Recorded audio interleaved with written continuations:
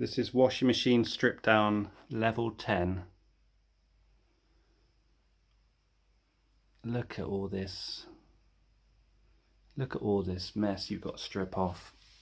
Now the washing machine drum bearing is gone and there's play in it.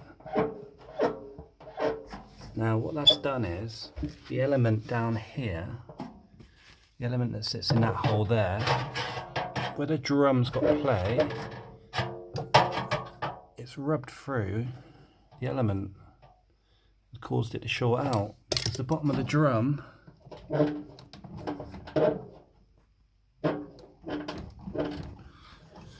is now rubbing because there's play in it.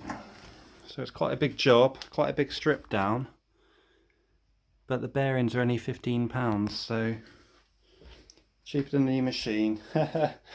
So hopefully that'll keep me busy for the next couple of days.